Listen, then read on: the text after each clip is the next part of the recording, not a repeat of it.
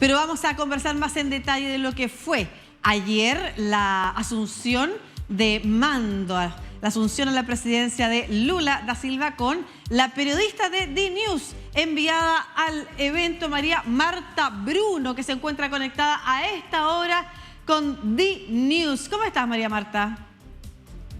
Buen día, Lucía. Buen día a todos. Gracias por la invitación. Acá estamos al día siguiente después de la asunción de Lula. Perfecto. ¿Y cómo se ha despertado ese país? Recordemos que la asunción de Lula viene tras elecciones bastante peleadas, polarizadas, en el que por pocos puntos, hartos votos, es Brasil, tiene millones de habitantes, pero pocos puntos efectivamente se consolidó el triunfo de Lula. Dicen un país polarizado, pero ¿se siente así hoy en las calles? Todavía no, porque en las últimas semanas, sobre todo en la última semana, hubo una desmovilización de los apoyadores del expresidente Jair Bolsonaro, que habían montado acampamientos frente a cuarteles del ejército y que sin escuchar ninguna señal de su líder, al final se desmovilizaron. Y es importante acordar que Bolsonaro se fue a Estados Unidos el último viernes, está en Orlando porque nunca reconoció la derrota y tampoco pasó la banda presidencial a Lula en este ritual de la democracia brasileña. Claro, efectivamente, estuvimos revisando hace un rato en detalle las imágenes de la transmisión de mando que estuvimos también a través de DNews amplificando para toda Latinoamérica. María Marta, ¿cómo se leyó en Brasil la ausencia de Bolsonaro, no solamente de la toma de mando? Se esperaba que diera un discurso, lo que también era una alerta respecto de si ese discurso previo a su partida a Estados Unidos podía reavivar los ánimos de los bolsonaristas más extremos. ¿Cómo se leyó esta ausencia pública?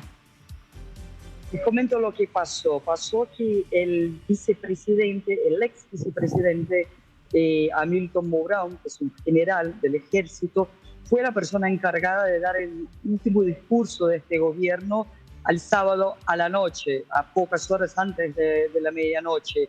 En este discurso, Mourão no mencionó el nombre de Bolsonaro y hizo algunas críticas indirectas al expresidente, lo que lo molestó bastante a algunos de sus apoyadores. Pero la realidad es que Brasil estaba en un vacío de poder desde la segunda vuelta, claro, al fin de octubre, porque Bolsonaro estuvo en poquísimas agendas públicas y solamente habló 3 veces en 2 meses. O sea, muchos analistas entendieron que de hecho no había un gobernante tomando las decisiones del país. ¿Y cuáles son las críticas que esbozó su vicepresidente, María Marta? El vicepresidente, como militar, dijo que no hubo órdenes directas para aquellos que estaban movilizados en las calles, precisamente estos que estaban en los acampamientos frente al ejército, esperando alguna señal de Bolsonaro o de las Fuerzas Armadas en el sentido de contestar el resultado electoral. Mourão dijo que por esta ausencia de señales o de pronunciamiento, la cuenta se quedó con las Fuerzas Armadas, justamente porque estas personas se quedaron ahí frente a los cuarteles por casi 2 meses. Claro, María Marta, perdona. Importante. Sí, pero perdona, lo que quería, lo que esperaba su vicepresidente era que Bolsonaro se pronunciara a favor de las manifestaciones o en contra y hubiera un traspaso de mando institucional.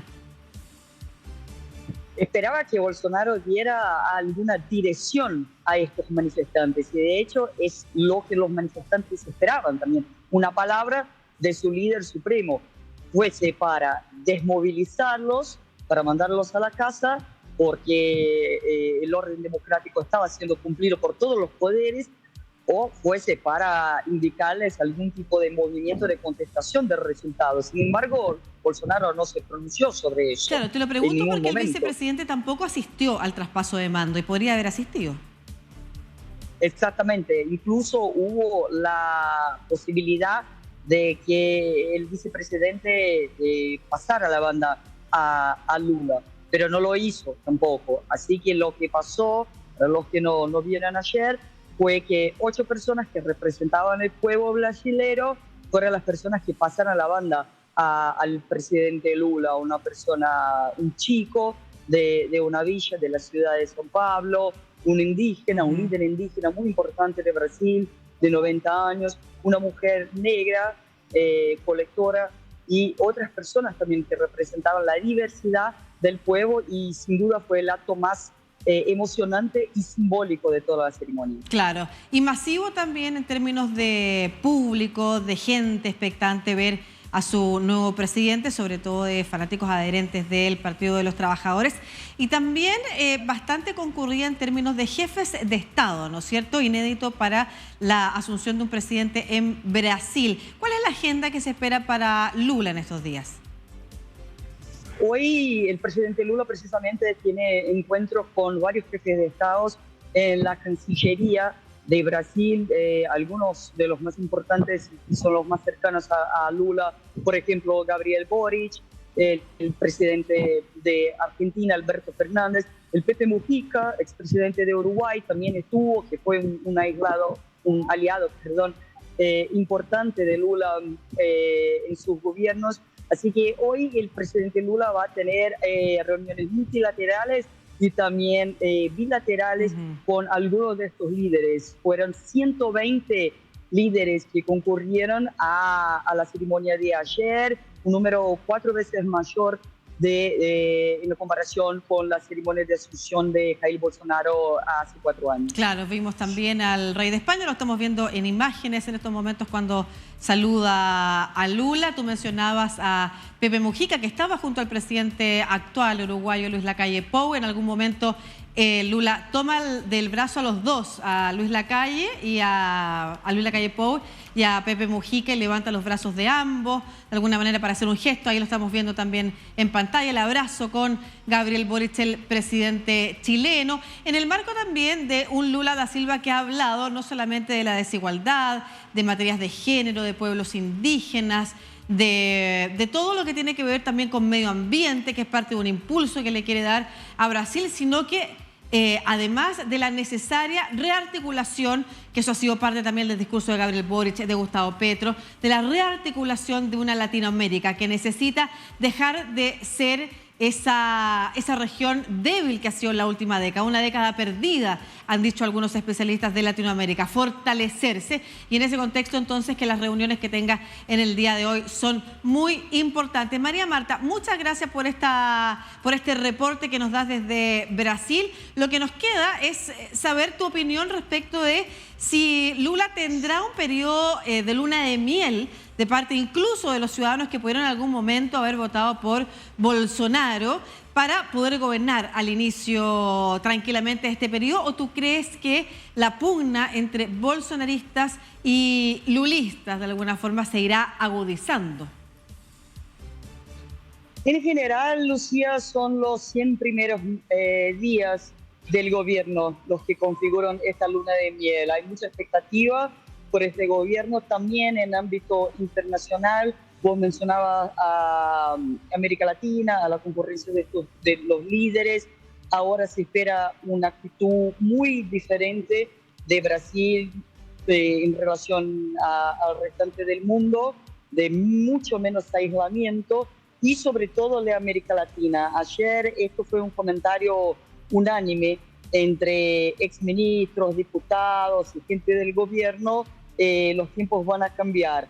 Así que estos 100 primeros días son los más importantes y también los más simbólicos respecto a la expectativa con el nuevo gobierno y las medidas también que el presidente Lula va a anunciar. Ayer se anunció una bastante importante que tiene que ver con el acceso a armas de fuego acá en Brasil, que explotó en el gobierno Bolsonaro por la legalización del porte de armas para muchos ciudadanos. Claro, y ayer una de las primeras medidas de Lula fue revocar estos derechos. María Marta, se me había olvidado un punto que es relevante también, que son las medidas anunciadas contra quienes hayan querido atentar contra la institución democrática de la presidencia, lo que ha generado también cierta crispación en la actual oposición. ¿Se ha dicho algo al respecto? ¿Se ha avanzado sobre esa materia? Todavía no, pero hubo detenciones la semana pasada de la Policía Federal. 4 personas fueron detenidas por los disturbios que fueron causados el día en que Lula recibió su diplomación. Otras personas están siendo investigadas, pero estas 4 personas ya fueron detenidas y todos saben que son apoyadores del expresidente Jair Bolsonaro. Y también fue detenido un hombre que hace pocos días puso una bomba acá en Brasilia, la capital del país, para explodir cerca de un camión de combustible, o sea, una tragedia importante que fue evitada y que también era un apoyador de Jair Bolsonaro que vino a Brasilia con muchas armas, muchas balas para provocar una tragedia si no fuese detenido. Claro, efectivamente una cosa es ser apoyador de Bolsonaro y otra cosa es intentar cometer actos terroristas como ese, por ejemplo, u otros para impedir el traspaso de mando democrático. Esperamos también noticias de Jair Bolsonaro. Una de esas se sabe, terminó viajando con algunos miembros de su gabinete, ¿no es cierto?, que se transformaron en empleados personales. Veamos si también a su regreso hace algunos anuncios o se queda en este silencio público en el que ha estado estos últimos meses desde el balotaje. Muchas gracias, María Marta Bruno. ¿Dónde estás? En este momento, Brasilia misma. Ya. Estoy en Brasilia, sí.